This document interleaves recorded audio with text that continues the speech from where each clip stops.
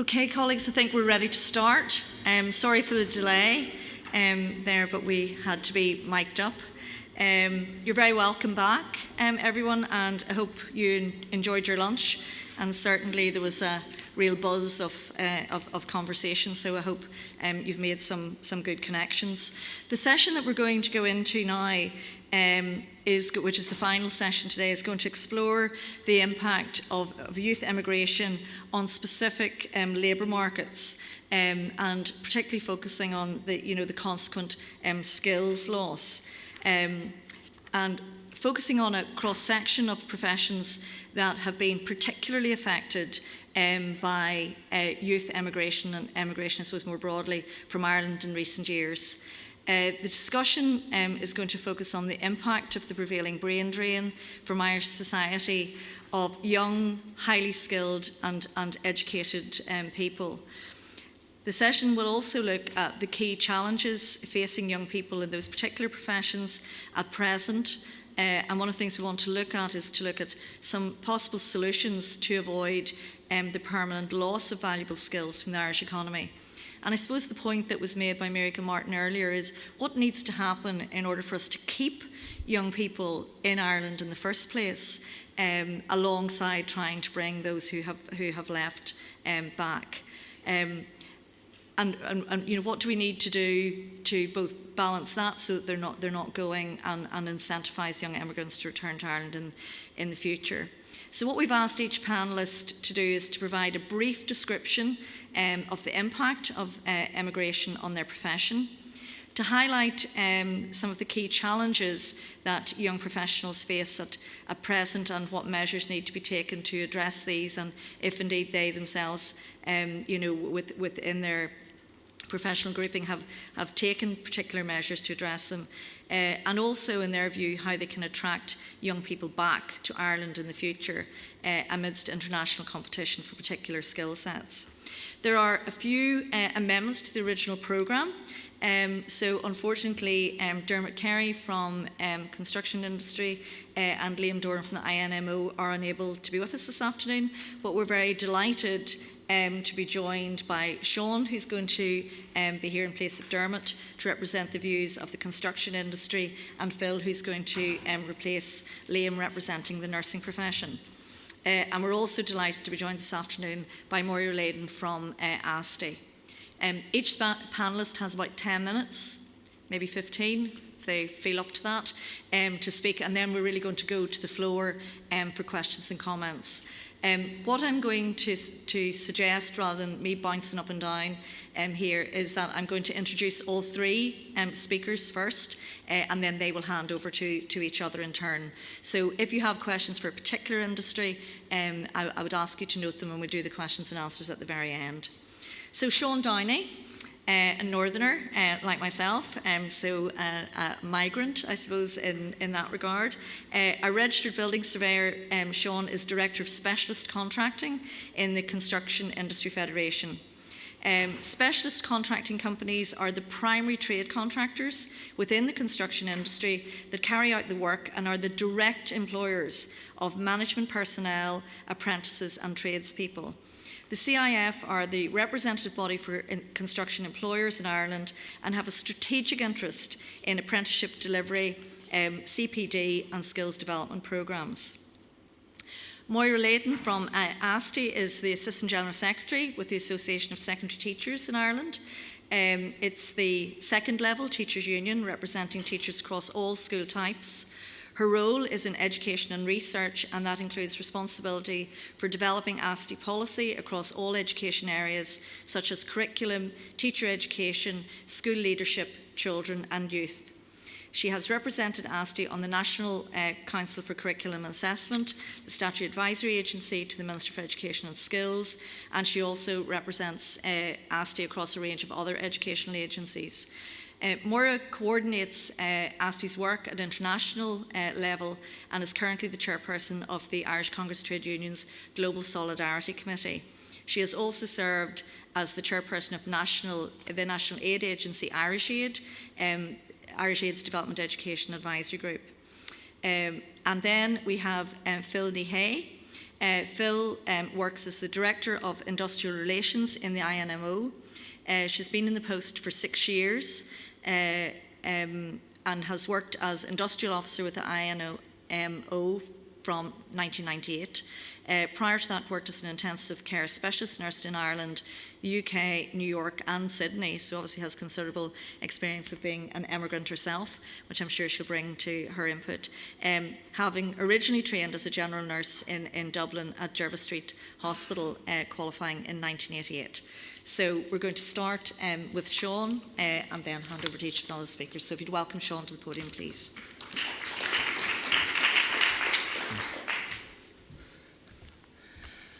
Thanks very much, Mary.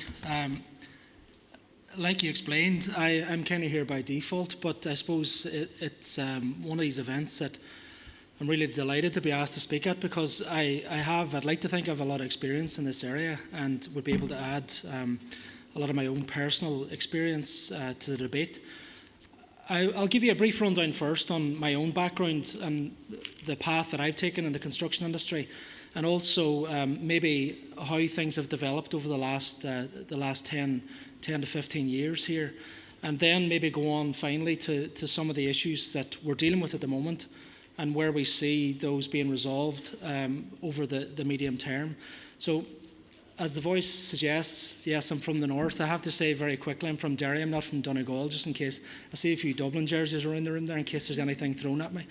But my father was a contractor, and I started in Derry, and I've been encouraged to go along the route of maybe not necessarily following the trade, but going towards the professional side of construction into management. And I identified a degree in built and surveying. That's what I really wanted to do. That was one of the things. It was an all-encompassing, and I saw it as a flexible programme that allowed me to maybe not necessarily define exactly what I wanted to do at the age of 17, 18, but allowed me plenty of options. And that's the one thing about our industry. It's something that allows people to go in. They can go into a certain path, and it allows them both flexibility in terms of the type of projects that they can work on. It also allows them complete flexibility in terms of the location that they're going to work on. And I noticed from the cover slide that you had up earlier on with the airport codes, I think I've been through most of the terminals that are up there, either through most of the terminals or worked for employers that are actually based in those locations. So I went to college in Scotland. Very, very similar attitude, I suppose, to the north, similar issues. Good education system, and a lot of people from Northern Ireland go there mainly because of the fact that I suppose that it's a chance to get away from home. It's a chance to experience a slightly different setup, a slightly different culture, and you're getting away to university. So there was a huge Irish population in Dundee, in Edinburgh, in Glasgow and Aberdeen, and I found my feet there quite well, completed my programme there. During the summer, everyone would have went to London. That was really the thing. That's where you were guaranteed work. That's where, if you went for the summer, you were guaranteed work. And the first couple of summers I worked on the London Underground, on the new Waterloo Station, on the Jubilee Line extension, those type of projects that, that was 10 years before we were even really talking about the Dublin Port Tunnel here in Dublin. So I got great experience across a range of projects that weren't necessarily happening here in this country. I worked in London every summer in between and went back to college, and I developed different skill sets. I worked then as a commissioning engineer, specialising in built and services, specialising in the commissioning of projects and what really happens at the tightest end of the job, just before you're supposed to be handing over to a client. So I got to understand a lot of the contractual issues as well, and a lot of complexities and conflicts that happen on jobs, which helped me to develop specialisms in construction contract law. First job out of college was a funny story. My friend and I, we used to go to the library. For the last 6 months, I think, of college, we put the most time in ever, and we were there with the cleaners going in the morning and the cleaners coming out at night. And for the last 6 months, we really, really put the head down, and it didn't do me any harm. I came out with a 2-1 at the end of it, but I was sitting in the library one night, and we were looking for jobs consistently, but Ireland wouldn't necessarily have struck you at that time, because this is 1998. So there was no large NDP for 2000 to 2006. There wasn't this big national infrastructure programme. It hadn't really been publicised at that stage. There was an uplift in the Irish economy, but there wasn't really this call to arms, this request for people to move back into the country, come back from abroad. So I was looking really for jobs, possibly in London, where I'd been for the last 3 or 4 summers. I was looking for jobs abroad, and I found a job.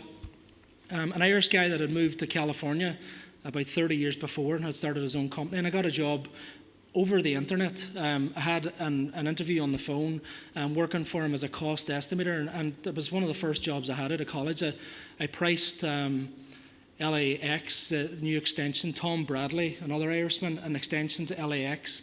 The new international terminal. I priced the City of Angels, LA Cathedral, and I tell that story to people because it's great to, you see it in a lot of the movies.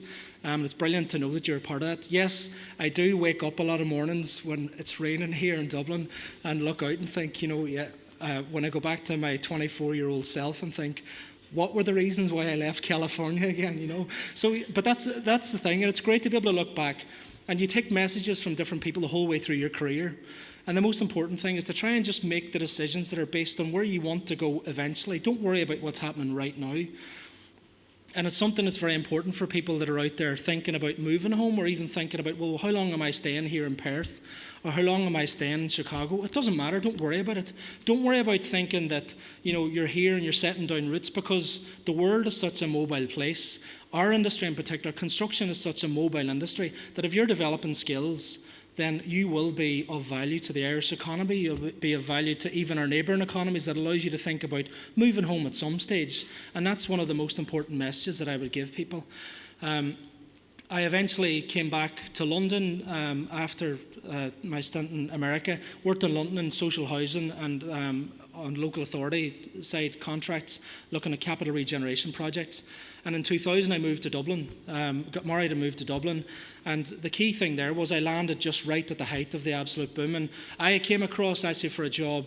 I was here for an interview on working for the mechanical and electrical sector. I didn't get that. Some other candidate got that. But they asked me, would I be interested in another role? And the other role really was facilitating this NDP. So it was my job in 2000 to meet all these foreign companies that were coming to Ireland to try and help the Irish economy develop this national development plan.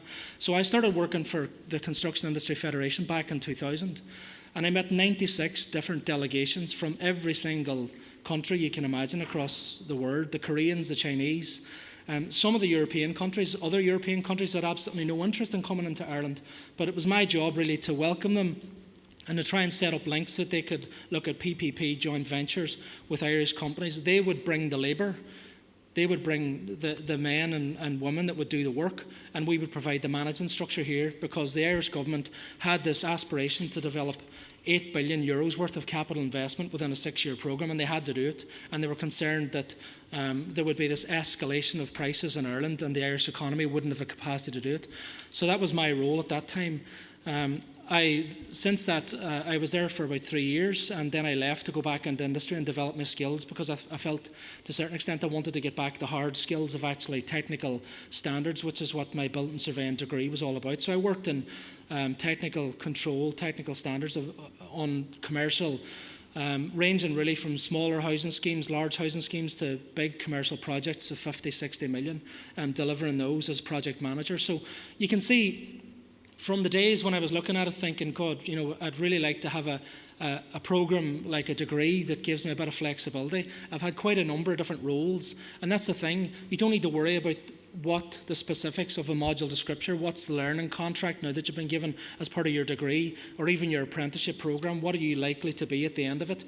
I'm working with a lot of the big mechanical and electrical companies and some of the other trade contractors at the moment, and when they look for people that they're going to identify for a route to management, they're looking for people that have come through the trade, through the apprenticeship route, because they know the contract, they know what needs to be delivered on projects. So I would also say to people that don't worry necessarily about the definition of what that qualification that you're going to get handed after 4 years, after 5 years, because it's really up to you where you set your own goals, what your aspirations are.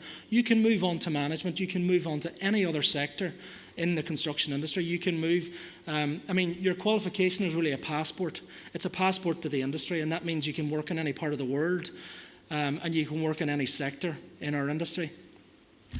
Looking at really where we are at the moment, what are the risks and what are the issues that we face? We do face a serious skills shortage. That's going to become evident now in the next 12 to 18 months. There are already some pressures out there in certain sectors, particularly in the high-skilled engineering sectors. There would be pressure to try and find people of mechanical, electrical backgrounds, even in the trades and in the management side, for all the FDI projects that are being developed.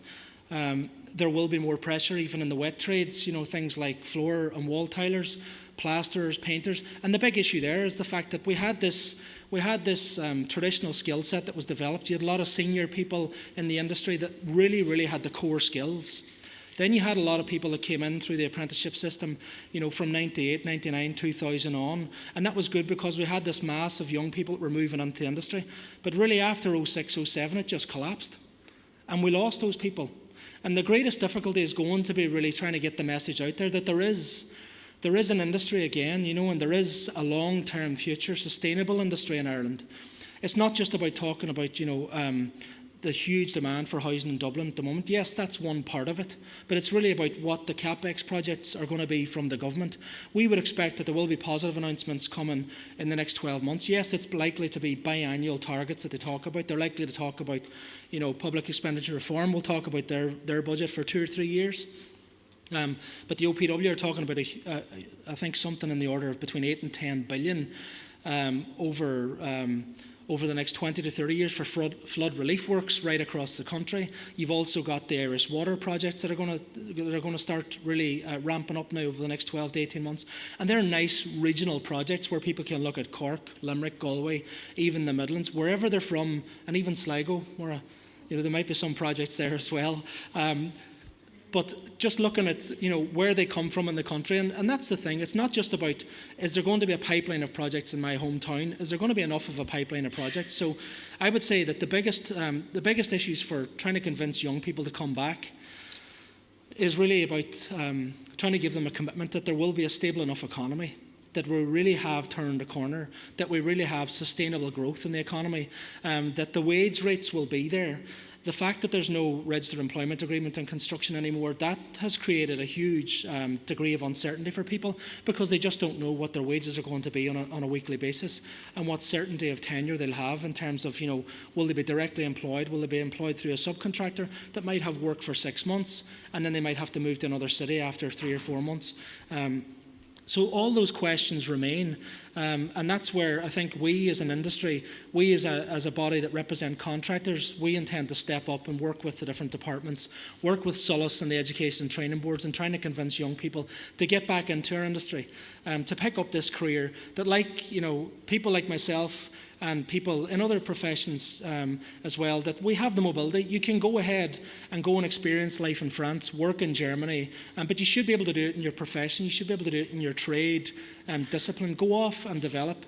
A good example as well would be the fact that it's a very technical example, but on one of the large projects that I worked on as project manager in Portlaoise Shopping Centre, which happened right in the middle of the complete collapse. But we'd gone so far into development that we had to complete. That scheme was being funded by Anglo at the time, and we moved right through the whole process of IRBC and NAMA. But that project, we used technology on that project that had been developed in Australia, and it really came through Irish people that were working in London and brought the technology back. And through that, we actually were able to deliver a much more superior project and actually deliver savings and a much quicker time frame for the client as well. So that's the type of thing that, explains just the benefits. I would say that it's not necessarily a big challenge. I think it's hugely important that we allow people and encourage them to go abroad. And it's not just about the sandwich year. Let them go off and let them build their professional experience. Let them experience how they interact with different cultures. Let them experience how contracts work and how fair payment works in other jurisdictions as well. I think that's very important. Let them build their expectations and let them bring it back here. That's really where I would see things. I think that it's an opportunity for us to grow our skill set, but it's very, very important that we get the message right and that we all together try and give people the comfort that there is a sustainable industry being developed again, and that the messages are right for people to understand that the opportunities will be there, and not just in Dublin, but right across the country. So that's really all I have to say. I'd like to pass on now to Moira, who's going to talk from ASTI, and we'll take questions at the end. Okay, thank you. Well done. Thank you, Agus. Thank you, Sean. That was, somebody mentioned earlier on telling a story. That was a great story. It really was. And I think anybody listening, particularly outside the country, will really take hope from that. So I feel impelled, speaking on behalf of teachers and on education, and particularly speaking to a diaspora, I always feel impelled to say that cúpla focail Gaeilge, just bhhail am rá go bhfuilimiid an seo, ceapan go bhfuil an ócáid seo, iontach tábhachtach, tá taide déanta, agus tá na multi curhan cin, agus tá ceapan gur aniu go darlóch sa swinsú níos forlehan faoi an five seo an omarcha. I feel impelled to always say the cúpla focail Gaeilge, not out of a kind of a platitudinous or ritualistic sense, but I really do believe that, particularly on an occasion like today, where we are talking about migration, immigration, the diaspora, culture, what really binds us all together, whether we are born here or not born here, really is all of the many aspects which make up the Irish and Irish people. And I think the Irish language is absolutely fundamental, and I wanted to have that virtually live. I'm also very pleased to be here today as a trade union official. I think it's really important that the voice of organised labour, to use an old-fashioned phrase, but the voice of workers, public, private sector, irrespective, the voice of the people who are keeping this country afloat is heard in arenas like this. People primarily immigrate because of the economic push-pull factors. It's all about economics, and I think trade unions are a vital, vital agency in any of the debates about economics, but particularly about the debate about how our model of recovery will be. I also think that it's, apart from a trade union speaking on behalf of working people, I also think that teachers' unions have a particularly important mission in the public arena. We work with young people day in, day out. Primary school teachers work with our children over an 8-year period, very sustained engagement. Second level teachers work up to 6, minimum 6 years with young people. 92% of our young people in Ireland complete the Leaving Cert, the senior cycle education. It's the second highest in the OECD. So when our second level teachers talk about young people and they talk about life chances, they are talking about people they know intimately. They're with them on that life's journey. And all of us who are parents will know from 13 to 18, never an easy journey, a rocky road, but they're with them and they know what they're talking about. So when teachers, and I like to think when I speak on behalf of teachers and the issues I want to talk about now, when we talk about immigration and talk about the particular challenges for teachers in their profession, we're also very mindful we're talking about young people who have been educated, supported by their families, nurtured by their communities, by the GAA, etc., we've heard so much about. They are the people who are abroad. And teachers have a very, very vital and enduring interest in their future and particularly in their well-being. So they're just, I think, important points to put out. I think I just wanted, we've heard Martin give an excellent, a PhD in itself presentation on the diaspora and all the dynamics and the dialectics that are involved in it. But I suppose I take the view that at the end of the day, the economics is the nexus between the push and the pull, the attractiveness of other opportunities in life and the push of the home country. And economics, I think, is that nexus. And I think that the spectrum of response that we heard recently to, some time ago, a government minister made a statement to the effect that immigration was for some a lifestyle choice. And we had a huge spectrum of response to that, which I think illustrates that kind of constantly changing dynamic between the push and pull of migration. if I can digress for a moment, when I was drafting this presentation, I thought, yes, I could feel my own visceral response to what another government minister said over almost 30 years ago, to the effect, sure, you would have been too young for this, but to the effect that this island was too small to sustain a large population, and therefore we had to immigrate as a matter of course. So, you know, the discourse may have become more sophisticated, it may become broader, it may have become more informed, but it's an old discourse in the Irish public life.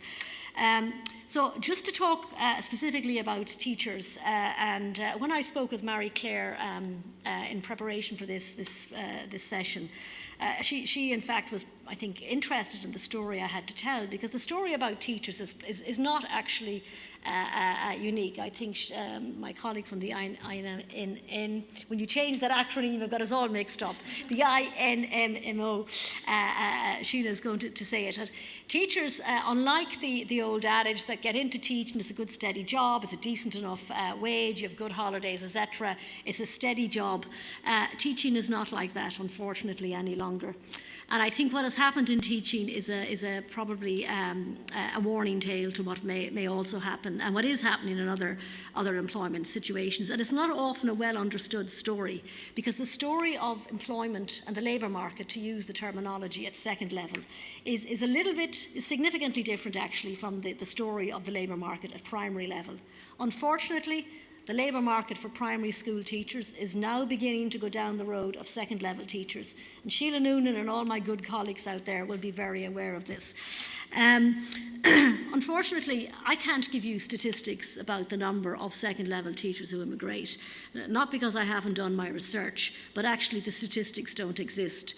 The Teaching Council, which is the regulatory body, neither the Teaching Council nor the Department of Education have these statistics. And I think one of the key recommendations that was in the NYCI's own research was we need statistics, we need research, we need to know who's going, why they're going, what are their profile, etc.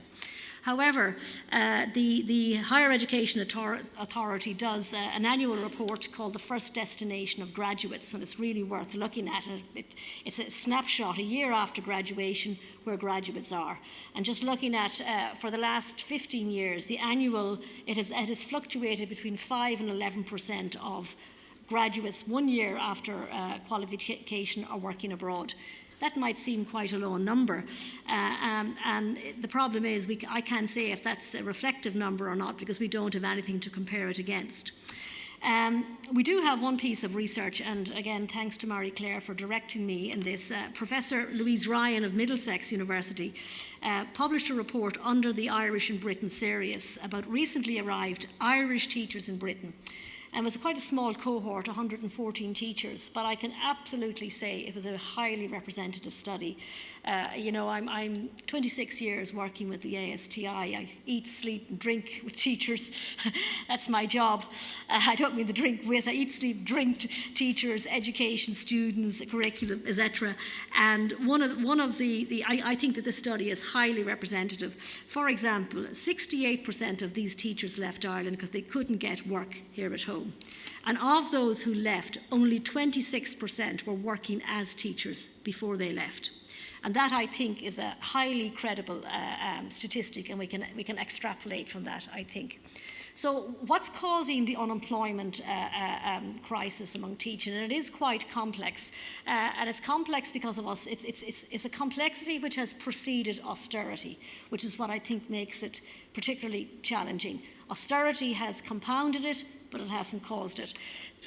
Since 2009, of course, that was probably the worst budget that affected education.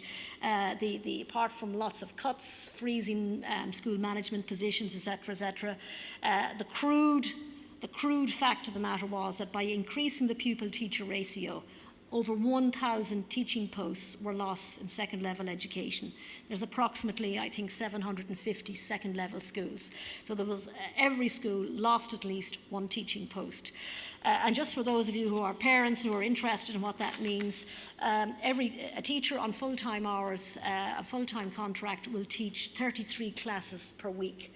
So when you lose a teacher in a school, you've got to cover 33 classes. You can't suddenly say, oh, we're not going to do geography, or we're not going to do history because Miss Kearns or whoever is gone. The school has to redeploy those classes among the existing staff. So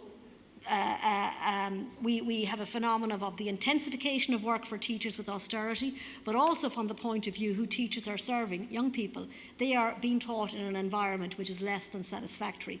That's not my brief today, but I think it is an important point to make. The ASTI, we have spent quite a bit of money over the last 3 years commissioning Milward Brown Lansdowne to do, I'd almost say at this stage, longitudinal studies on the impact of austerity in education. And we have found that between 2009 and 2014, this is our last year we did it, the average loss of posts per school was between 1 and 3 posts when you can factor in the pupil-teacher ratio plus the loss of teachers for GESH schools, teachers of students who don't speak English, teachers of special needs teachers, etc. And as I said, austerity has reduced job opportunities for teachers, but the problem that has actually existed with teachers is that we have an underemployment of teachers.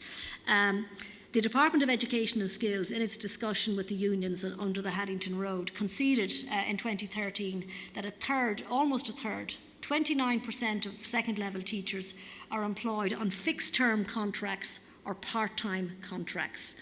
And what that actually means is that almost a third of the teachers in second-level schools are employed in jobs which are actually not full-time jobs. For example, at the moment, and Sean, your industry will be particularly au fait with this initiative, that we have the huge emphasis on STEM, science, technology, engineering and maths education. Of course, we need to increase the status of those subjects in the perception of young people. We also need to do more of them, and we need to do more of them better. And we have various initiatives going for that. But the problem is the school wants to put on chemistry. Because of the imposition of a pupil-teacher ratio, the school cannot employ a chemistry teacher. So what do? You employ a chemistry teacher for 7 hours per week. That poor teacher could be in that job for 7 hours a week for 2 or 3 years. Now, that is the nature of second-level teacher employment at the moment. There is no, to use an old-fashioned word, and in fact it's amazing the terminology that I started to get weaned on as an enthusiastic young trade unionist many decades ago, but the old phraseology, security of labour. There is no security of labour in second-level teaching. To quote some international statistics, the OECD has a study called TALIS, Teaching and Learning in Schools, and its first one in 2008 found that in Ireland, under 75% of secondary school teachers were in permanent positions compared to 84% in comparative countries. The 2012 TALIS study found that 93% of Irish teachers with 2 or 3 years less teaching experience had a fixed-term contract, compared to 59% of their OECD comparators. And interestingly, among teachers who had more than 2 years teaching experience in Ireland, 52% of teachers on fixed-term contracts with more than 2 years experience had between 3 and 10 years teaching experience. So in other words, when you get beyond the difficult 2 years after college, you're still in a labour market where you have only a 50% chance of getting a full-time job. So this is the reality of underemployment and really what we now call a very fragmented labour market among teachers. And it's a source of great distress to teachers because teaching has to have a status. If teaching is going to be attractive to young people, to the kind of graduates we want to go into teaching, to teach our children, to prepare them for life, to give them values, to pass on the narrative of our society and our culture and our values, they have to be very dedicated, very, very able people. And if teaching is a profession which is so downgraded in the public discourse, which is so badly paid, which doesn't offer secure employment, which in fact offers precarious employment, we are not going to get the graduates that we want. it's very interesting to look. I'm a great believer in looking at what the big guys are doing. And the big guys in the education world are the OECD, but also the other big guys are the McKinsey consultancy, the Pearson consultancy, the MacBurr, all of these global consultancies which really have a profound impact on government's education policy. And they are bringing out reports, and I get the right title of it here now, they're bringing out reports which basically are advising governments, if you want to avoid in a crisis, which many, many countries have, if you want to avoid a crisis in the recruitment and the retention of teachers, you've got to treat teachers well. For example, in 2010, McKinsey brought out a report with the title, Closing the Talent Gap, Attracting and Retaining the Top Third Graduates to Careers in Teaching. And what they are all saying, whether they're coming from the intergovernmental perspective or the private consultancy perspective, is that if you want to improve your educational outcomes, you've got to improve the quality of teaching. There's two messages about improving the quality of teaching. Obviously, good initial teacher preparation, good teacher learning, good incentives for teachers to perform better, good school leadership. That's the kind of the how do you say, the intrinsics of teaching.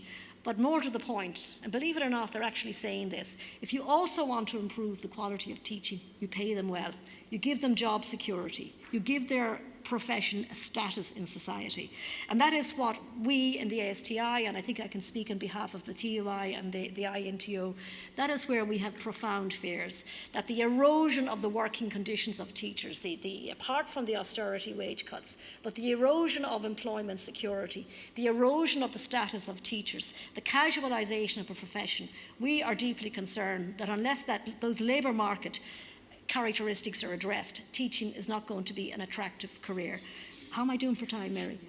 Okay, nearly done. Good. I've skipped a good bit, but not to worry. I want to just go on to one or two points there before I conclude. Thank you. So I think I've kind of communicated that I think this is an important moment, and if we want our graduates, our teaching graduates, to return to Ireland, as Mary Gilmartin from Maynooth, and I've discovered she's also from the same part of County Sligo as myself, we're a rare breed.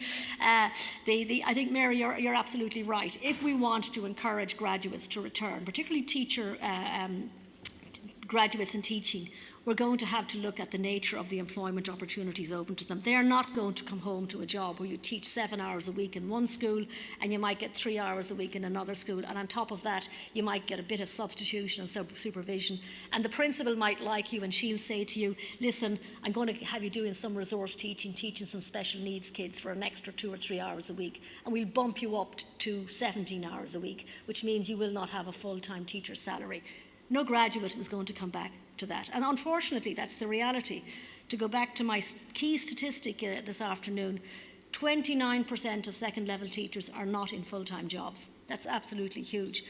Under the mantle of the Haddington Road Agreement, and while it's been battered and misused, the whole process of social dialogue and partnership, the unions are extremely actively engaged with the various agencies, the Department of Education, to try to rectify these matters. For example, under the Haddington Road Agreement, and I'm not advocating it, it's just the fact that it's there, but under the Haddington Road Agreement we have had an expert working group has been set up to look at this very issue.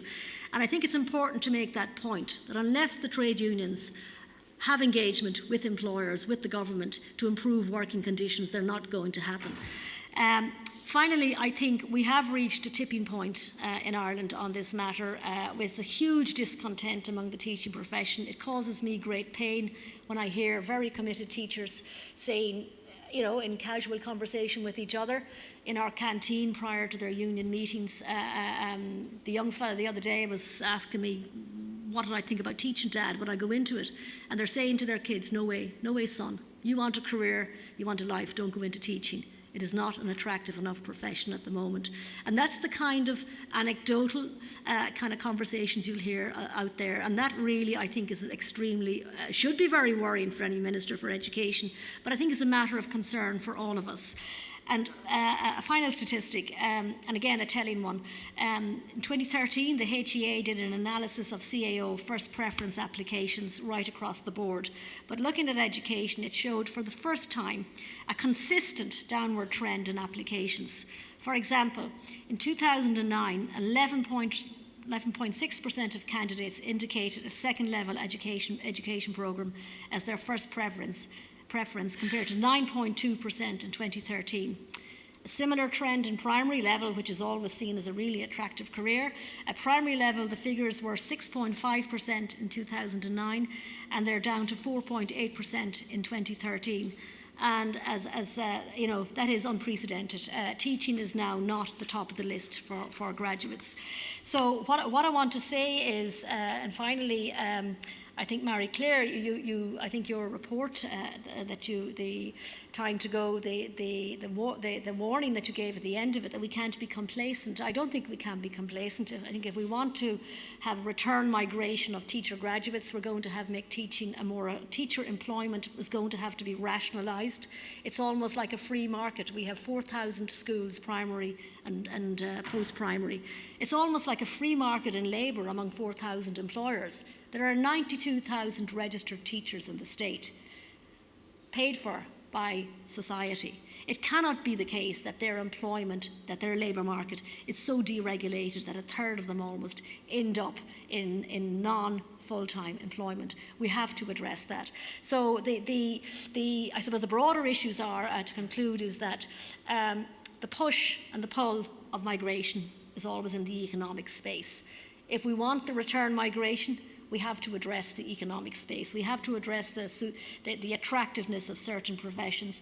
And I also think it was quite interesting, and a few of us shared it over lunch, and to conclude was that some of the reasons that those really articulate young people communicated to us to come back, I mean, transport, the cost of housing, the cost of health insurance, the cost of childcare, the commute, you know, the lack of social housing. And I kind of said to myself, yeah, that annoys me too, you know. I mean, it annoys all of us. And they're the challenges for government. And, you know, that really is, it's a social challenge. It's not just the migrant who's out there and they will come home one day and once again add to a kind of an economic cycle of greater prosperity. But I think we all have to look, what kind of society do we want? And I think trade unions have an absolutely vital voice in creating that society. So thank you.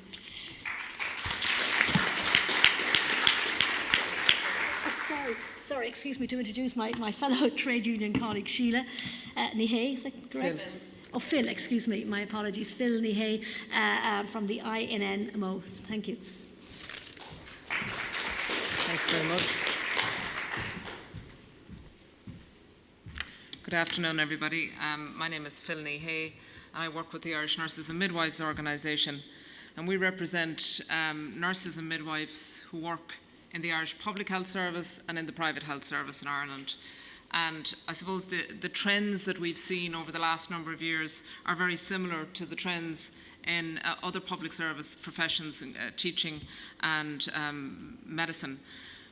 The main issue, I think, that we really need to look at from the point of view of what type of a society we want to live in, what is our government's policy in respect of public services, our public health service, for example. And at the moment, we have an overcrowded and understaffed public health service, and that seems to be okay except for those who work in it, is the message. And you'll hear government saying continuously, there's no real problems. Yes, the trolley count is going up, but that's just about how we shape it as opposed to how many beds are available. Now, we started counting trolleys in accident and emergency units as a policy. We decided to count them on a daily basis almost now 13 years ago. And the figure has increased every single year. So regardless of who's in power, regardless of what policy changes, the reality is there aren't enough beds for those that need them. And we also have a very real problem where we're training enough graduates, but we're making it absolutely very negative for them to stay in this country. And what I mean by that is we train about 1,500 nurses every year between midwifery, psychiatry, intellectual disability and general nursing. That's a broad spectrum of training. And we're very lucky because young graduates from our secondary schools still find it a very attractive profession to enter. And there are always more applicants than places, which is good news. So what happens? We give them a really good training, they're funded by the government until their final year where they work, and they get paid 50% of what a full-time employee would get. And then there is absolutely no path from that point onward except immigration. And their biggest criticism of the country that trains them is, you give us no hope. You train us, we love what we do. There is a requirement for us, clearly. We have an ageing population. We're always going to need nurses to replace those that retire. But we have to immigrate. It is our only option to begin with. And surely that's the wrong message for graduates. Last year, the government took a decision to introduce a graduate placement programme. That's what they called it. What it was, basically, was a 15% wage cut by another name. And the graduates responded by immigrating, and very few of them, in fact, less than 300 have taken up the places. The government set aside 1,000 places. And why they did this is very interesting. It was the reaction to the public service moratorium, and the speaker from Maynooth raised this earlier. The public service moratorium was introduced in the Irish Public Health Service in November 2009, and certain grades at that point were given a status which didn't include them, for example, consultants and other social care workers who were deemed to be essential to the service. And from that time until now, we've lost just over 4,700 nursing posts from the Irish Public Health Service. What that means is when posts become vacant, they're not replaced. Year on year, our agency cost has gone up. Last year, the cost of employing agency nurses was 84 million, which is an extra cost on the system purely to get by the public service moratorium. Now, it makes no sense. Anybody who looks at it, including government ministers, including civil servants, including the HSE, they all agree. We know it's costing us more money to maintain the public service moratorium. And in the meantime, we have a graduate placement which is focusing in on not being included in the moratorium. So we all know what the problem is. The problem is the moratorium. We need to ensure that it's not costing us money to continually put in place a system which discourages employment. So if the public service moratorium was not in place for nursing posts, the country would save money. Now, that makes a lot of sense, I think, to anybody who understands how public services are funded. In addition to that, the idea that you go abroad and you go to a contract that is very attractive. I have some ads that I just looked at last night. For example, there's ads for Manchester, the first new graduates.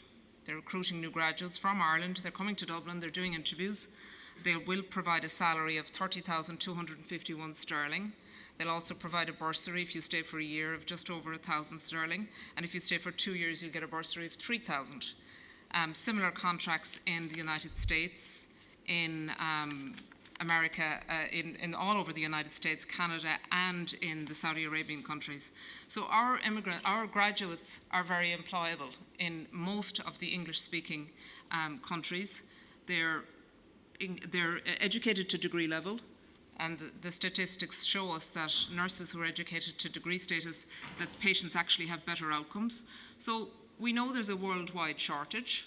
We know we're training enough for our needs, yet our public policies are ensuring that other countries benefit. And that doesn't make any sense. It also makes it very difficult to re-enter. And the point that our graduates who do go abroad make is that we don't know what we're coming back to, similar to my colleague from the ASTI. Atypical contracts, no permanency of tenure, low salaries. If you come back into the public service, you're going to be considered a new entrant. You have a different pension scheme. You have a lower salary. So therefore, you're constantly working in a two-tier system, even though you're doing exactly the same job. So all of that is very unattractive.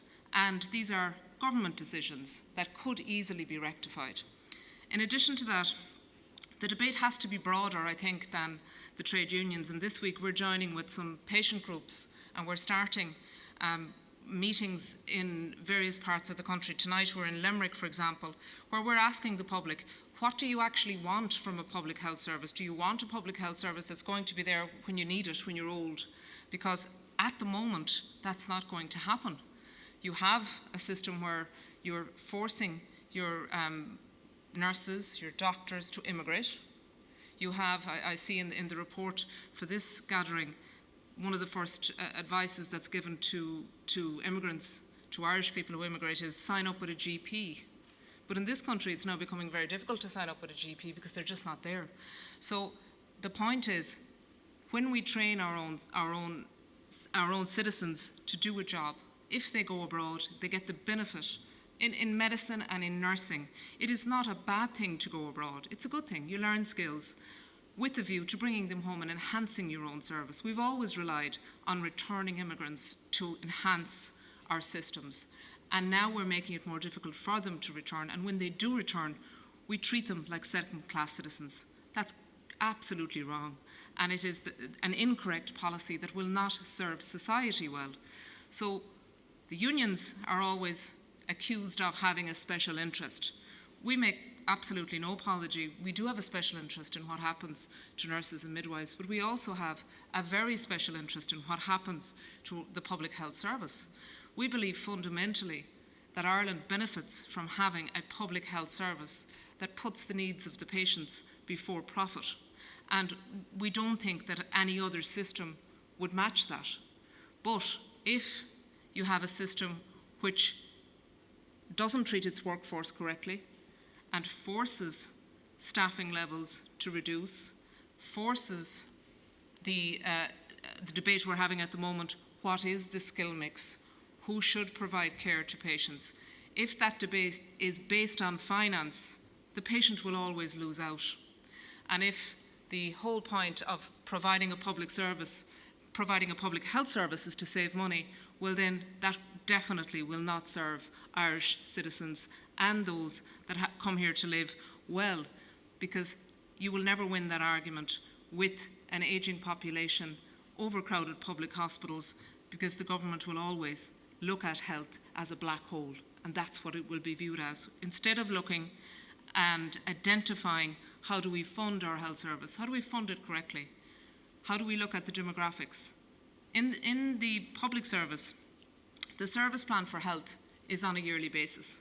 Now, I'm presuming that all of you who work in various industries will know that it's very difficult to plan on a yearly basis, particularly with costs that are not identified in advance. For example, how many people don't subscribe to private health insurance over the last number of years? What health services are available? The public health service is available, so you never know how many people are depending on your public health service. Therefore, you have to assume and you have to ensure that the public health service will be available when it's required, both for our young, our middle-aged and our now ageing population. And the current model will not serve us well, considering our students that we're training are immigrating and they're providing their skills to other jurisdictions who are in exactly the same situation, but they're planning ahead and they're making it very attractive for our graduates to go and work there. In the mid-80s to 90s, we had a real crisis in nursing and midwifery, and we had to go abroad and recruit from the Philippines and from India. And our health service was basically bailed out by nurses who came from those countries to work here. And many of them still work here. And the Irish government didn't think there was anything wrong with going to countries like India, who had real shortages within their own population of those skills, and recruiting them to our country. And we've made this point, and we now have an ethical agreement that if we train enough for our own needs and our policies are causing the immigration, why should we deprive another country of their nurses that they have trained when they need them? And that's a big debate that we need to have and we need to grapple with. I suppose the fundamental point is the policies of government, when they're based on finance, will only lead to very negative outcomes, not just for the workers in this case, but also for those that are relying on the public health service. And Ireland as a society must decide if we want to continue with a public health service that has fairly fundamental values of putting the patient first, patient's need come before finance, well then that has to be funded. And the current model of funding obviously needs to be looked at. And I think from the point of view of the young nurses who we represent, what they say to us is, I'd love to work in Ireland, I'd love to consolidate my training, it's the best way to do it, but there's no hope that I will ever get a full-time permanent job. There's no hope therefore that I can have a life, that I can plan further education, which will benefit the employer ultimately. And that's not right. The will is there, they want to do it, but it's the policies that are coming against them. So I'll take whatever questions you have. I think that's enough bad news for this session.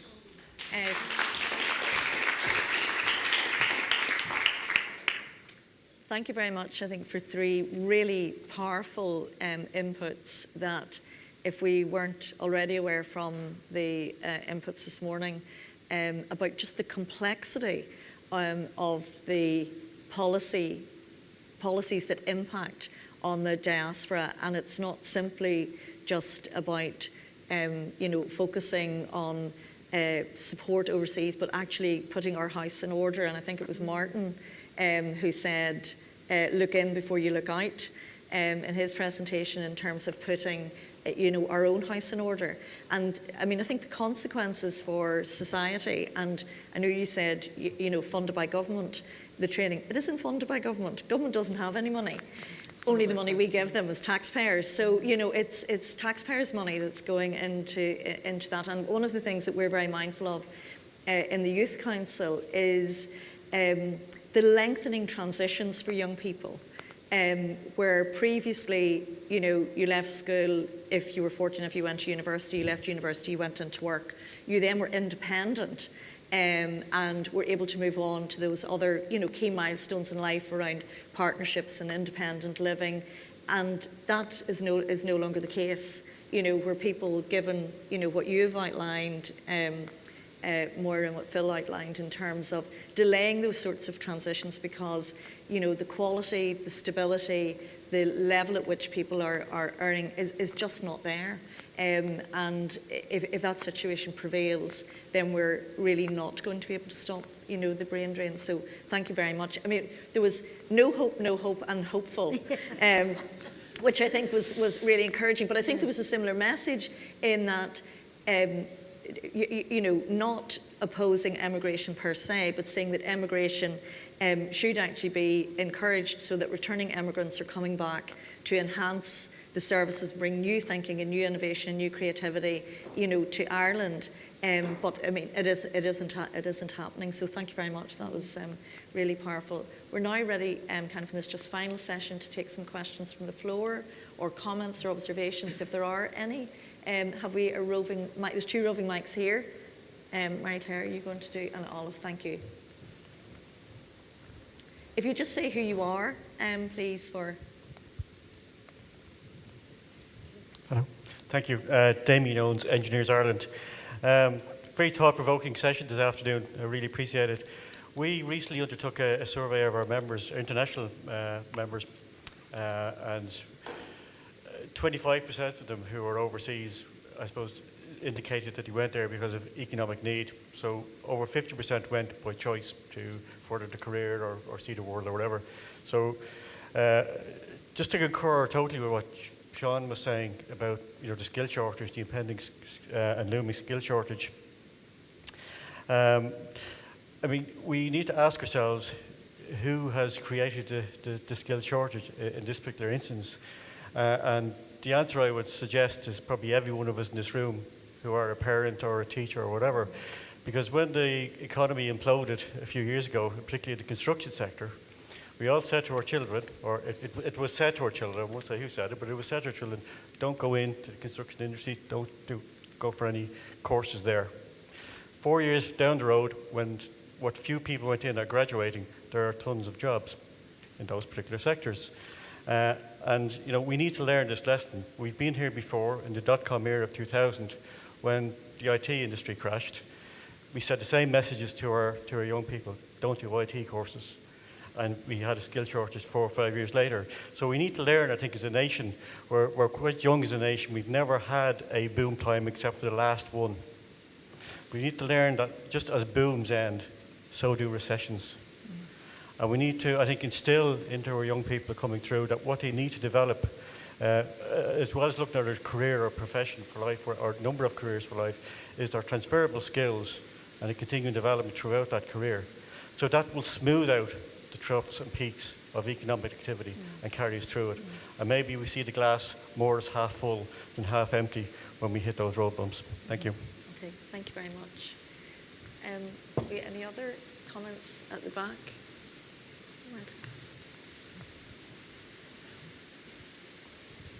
Hello, I'm from We're Coming Back, and my name is David Burns. The first thing I'd like to do is thank the National Youth Council of Ireland for inviting us here. We're a youth group that advocates for emigrant voting rights. And I was fascinated about hearing your presentations. And one of the questions that struck me, I've been talking to a lot of people here about communication. And I was wondering whether you maintain links with, say, nurses or, like, the Facebook pages, even though it might seem silly. Do you guys maintain links with young Irish nurses that might have a Facebook page, say, in Australia or things like that, in order to kind of see what might, in order to gain a kind of list of their demands, or to gain a list of issues that they feel encourage them to depart, and a list of things that might encourage them to return? Because from where I am, it seems that communication is possible now more than it ever was before, and it is something that should definitely be explored. And one of the most interesting points raised today was the ability to incorporate, or the minister seeking to address the lack of a youth element in the Global Irish Network, and maybe redress the gender imbalance as well. If you'd like to answer that question. It's very specifically. Yeah, we do. We maintain links with nurses who immigrate, and we have a student officer who communicates with students prior to qualification and post, and they have a Facebook page which has a lot of traffic, a lot of it looking for employment opportunities, what's the current status, and we invite students who are home or graduates who are home to speak at our conference every year. Last year we had a chap who's living in Australia, and he gave his opinion and his experience, and you're absolutely right. It's really important that we do that as a trade union. We're not the employer. As far as I know, the Department of Health or the HSE don't have such a system, but certainly not that we're aware of. But we certainly do keep in touch, and it's very important. You're absolutely right. Is there something similar happening in teaching, Moira? Yeah, the ASTI has started just a pilot project with one college, setting up this young student network and tracking where they're going, etc. But it's probably slightly more complex at teaching, because it's paradox in a way. We now have a teaching council, which is the regulatory body since 2006, and as part of the effort to to ensure standards in teaching, there is now a compulsory induction process, which is 300 hours of teaching over 3 years. And that's a good thing. Every professional should be inducted. So what our teachers have been trying to do, even though they know the job market is pretty tight, they're trying to stay in Ireland to get the 300 hours. But this is really compounding the problem I have elaborated on, because, for example, the young teacher who's left Maynooth last June 2014, is looking for the 300 hours, while the teacher who left Maynooth in June 2013 is looking for a job. So we have this mad labour market of excess of demand for places compared to the availability of it. And there are, and I think is one thing I want to say, I don't think it's a good thing to come onto a platform and be negative. I think we always have to be positive, which is why I've talked about the importance of social partnership and social dialogue. And there are actually, for young teachers who are out there listening to us, there are actually, I suppose, a whole set of steps being taken to try to address this problem. Scottish model, every young teacher is given a guaranteed placement of 1 year to complete their induction. That's something we should be looking at. The Scottish model, I mean, they seem to be doing things right. What they'll do next week, God only knows. Thursday, is it? The Scottish model also has, since 2002, a formal workforce planning model for the teaching workforce with a built-in 8% capacity for supply teaching. In other words, what's the word? Relief, which is really a model that we are also looking at with the government. So our Irish young teachers don't tend to go abroad immediately because they're looking for this induction qualification. But increasingly now the Teaching Council has been very flexible and is saying that if you go abroad to particularly the English-speaking countries and you work in a public school, which is recognised by its Ministry of Education, and you complete 300 hours there, whether it's Saudi Arabia or Brisbane or whatever, we will grant you induction. And that was to deal with the absolute crisis. I mean, we were getting emails and letters which were absolutely heartbreaking of people telling us stories, and I'll work for free, just give me the 300 hours. So in a way, you know, it's kind of the paradoxes of, you spoke very well about public policy to have standards in teaching, yet it could have an unintended consequences of making the labour market situation worse. So to come back to your question, the student teacher network we've set up is in an effort to kind of, I suppose, engage with this cohort, where they're going to go, whether they're going to go abroad or stay here. But I think it's really, really important, and I think it's very important that social agencies like trade unions do that. Is there anything similar in the construction industry? In terms of construction, the main thing we'd be involved in really is trying to give people information on exactly what's going on in the industry as regards projects, where the demand is likely to be, and following. It's really through the mainstream vehicles at the minute, being LinkedIn, Twitter, and Facebook. But it kind of highlights. I mean, we all have similar issues in terms of the fact that we're losing these people that are trained, that have gone through a system here, that it's the taxpayer that's funding it. And yet it's trying to get them across that line to convince them that there's a viable, sustainable career here to come back to at some point. And I think you talked about austerity and the fact that austerity, you know, really actually multiplied the multiplier effect of that over the last 5 or 6 years. The other thing is the fact that the biggest agency with a responsibility for not just giving people career options but training has evaporated. You know, and there's a complete vacuum. I mean, I know the team in Solis are trying to do a very good job, but if you look at some of the websites now, and even you try and track where are the careers portals for Ireland, should you just be going to the private agencies?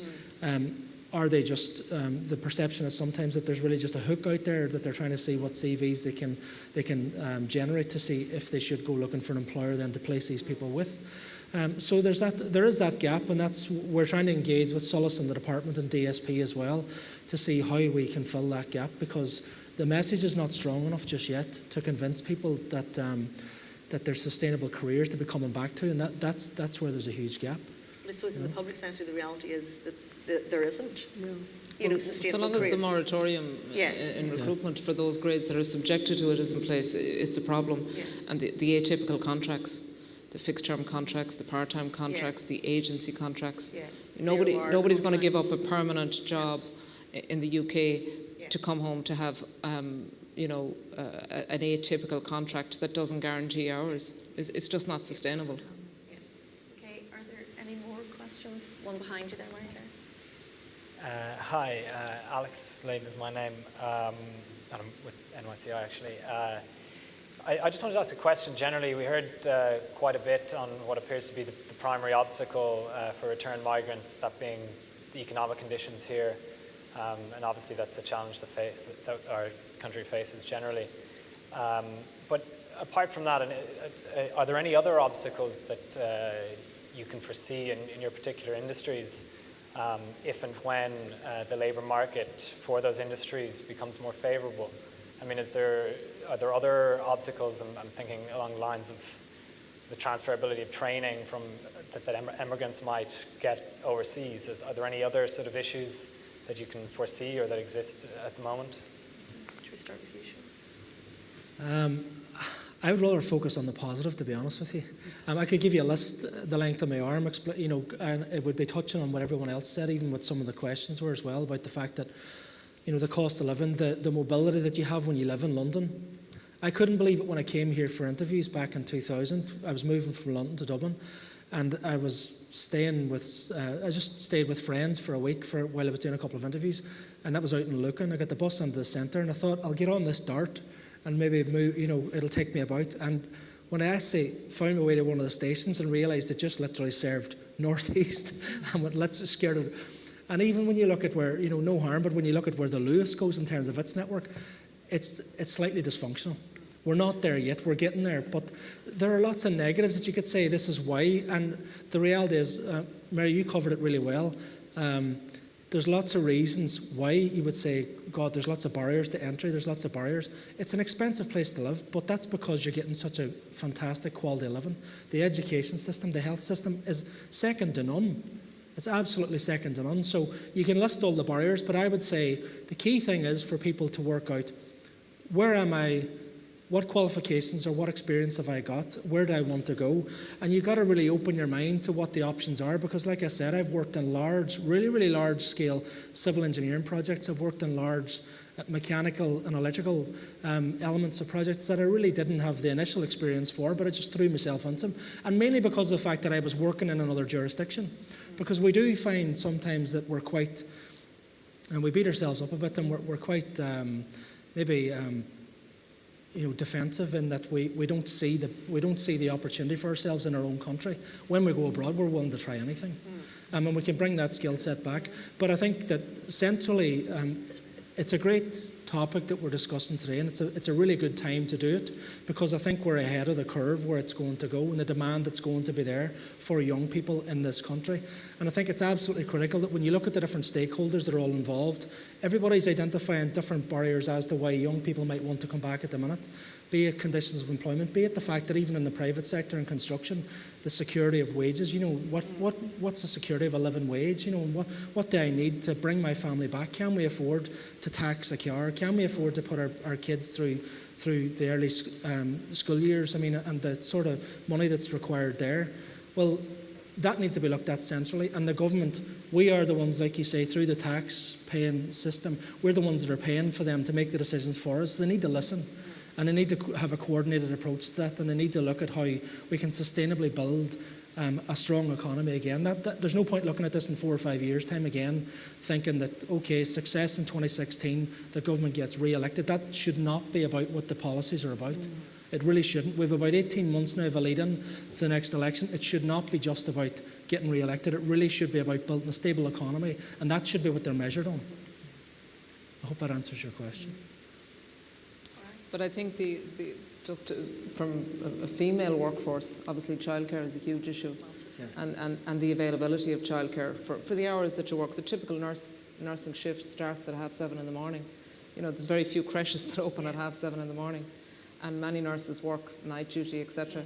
So it's about what's available in society to allow people work, and that's not unique to here.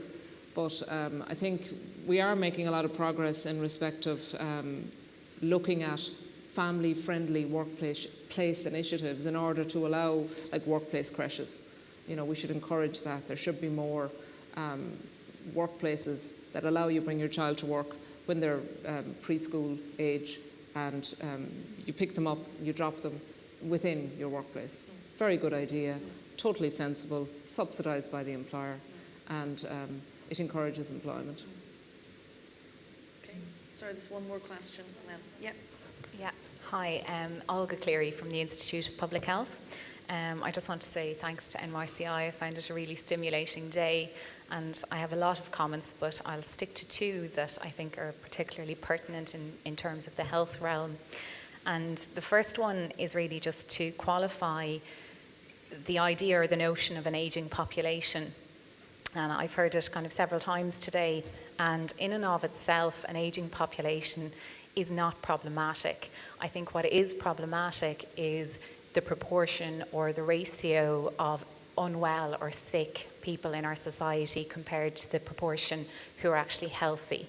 And what I'd like to see coming out of, one of the things coming out of today, is not just talking about this in terms of economics, talking about the brain drain, or talking about demographics in terms of the youth drain, but I think we also need to start thinking about health drain out of society and social drain out of society. And the youth that are emigrating and the healthy emigrants that we're sending abroad, they contribute invaluably to our society in terms of social support for mental health, in terms of caring for older people in society, caring for siblings, other family members. And I think we just need to appreciate the broader dimensions of our emigration and the importance of trying to attract those types of people home and to balance out that health drain. The other thing that I would just point to is the importance for future policy proofing, and particularly in the health realm. We are now looking towards the introduction of a health insurance lifetime rating, which will punish people returning from abroad who haven't already been paying into health insurance. And we don't have any mechanism for addressing those types of future policies. So I think the Minister mentioned earlier, we need to start looking across government to look at all of these different policies, and we need to start thinking about planning for future policies, not just the current barriers. Thank you. Okay, thank you. Unless there's anything pressing, I don't get any sense that there is. Is that okay? All right. Yes, I mean, I do think that the very consistent message that was coming through today was around, planning in the medium to long term. That it isn't about trying to resolve the diaspora crisis within the next short period of time. And I know the Minister was very mindful that he himself has quite a small window of opportunity, but in terms of what his actions are, he needs to be looking to the longer term future. So I think that was, and I think the other striking thing for me has been just the more you hear the complexity of what it is we're trying to do in terms of the diaspora. And obviously they don't operate in isolation from those of us who've stayed. So if life was actually better here in terms of, public transport, connectivity, childcare, more stable employment, etc., all of those things that would make life better for us, I think would also make life better for those that we want to bring back. So I'm just going to, can you just put your hands together first of all to thank our three very powerful speakers, did a really, really good job. Just in terms of some closing comments kind of that developed through the seminar today. I think the positive things that, or one of the positive things that came out of today was that at least we're beginning to identify the issue of returned migration as an issue. Mary Claire and my colleagues, we had the opportunity last year to present to the Oireachtas committee on the back of Mary Claire's work in Time to Go. And I suppose there was that sense that our, emigration was something that we didn't really want to talk about. It was a bit of an embarrassment, and it was perhaps resolving some issues and certainly not something we wanted, to raise the profile of as an issue. But I think, our work, Mary Claire's work and the work of others, and thanks to kind of the media who have also kept it alive, has really kind of said this isn't going away, so it needs to be addressed. So I think actually surfacing it and having the opportunity to have this seminar to begin to look at developing a medium-term or longer-term strategy around it, I think has been really helpful. So identifying it as an issue, I think Martin talked about identifying the problem, is always the first step, I think, in terms of developing solutions.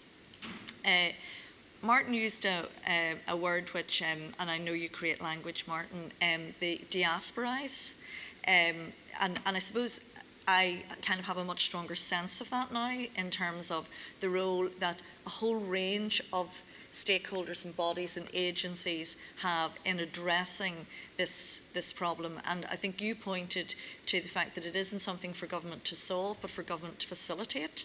And the Minister in his opening comments seemed very open to a whole range of stakeholders engaging in that conversation.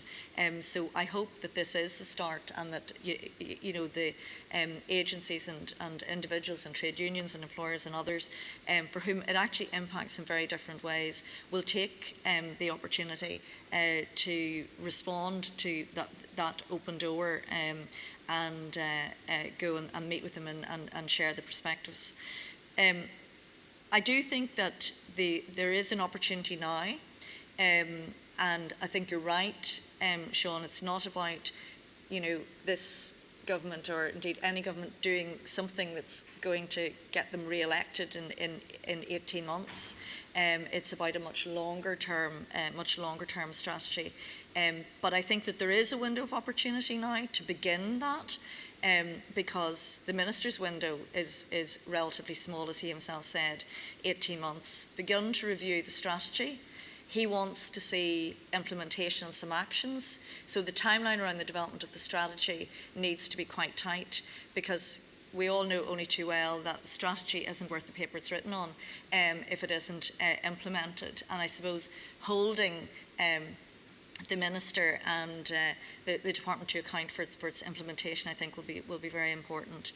I think Martin also was really helpful in saying the why we pretty well get. We don't now really need to be spending too much time and energy focusing on responding to the why we want.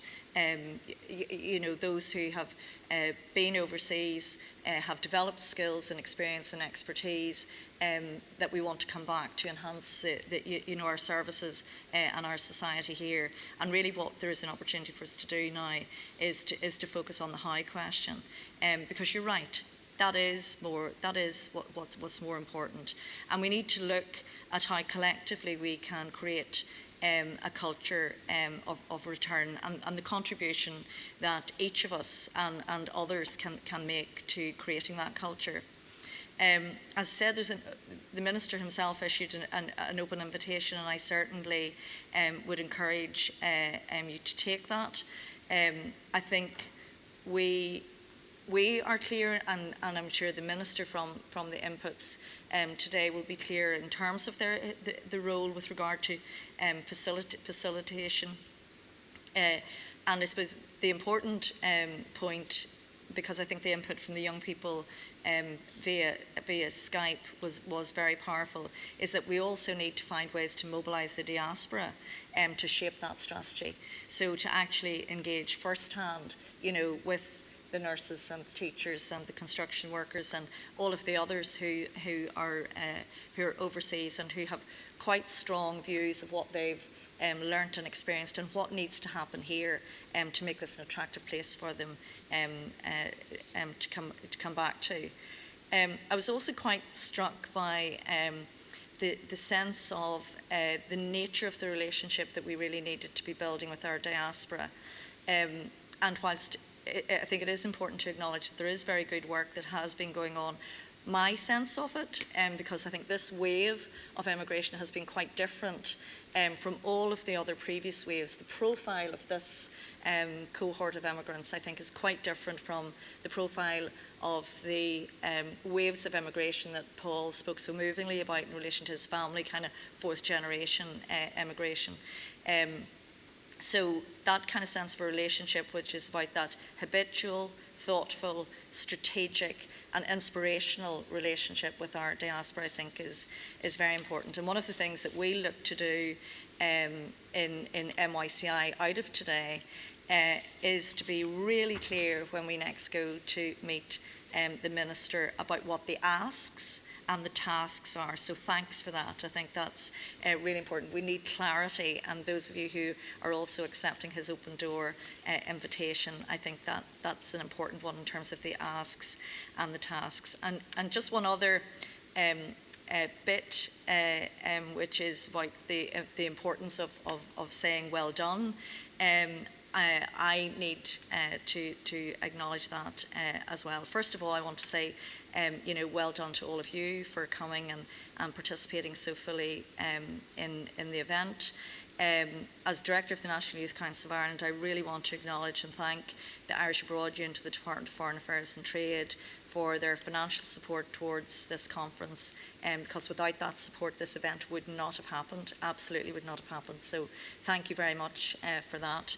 I want to thank Minister Deanahan for opening the conference and for his address, which I think was very honest and open and passionate, and I think there's a real sense of personal commitment to doing something worthwhile in this space, and I think it's incumbent on us to contribute in any way we can to that.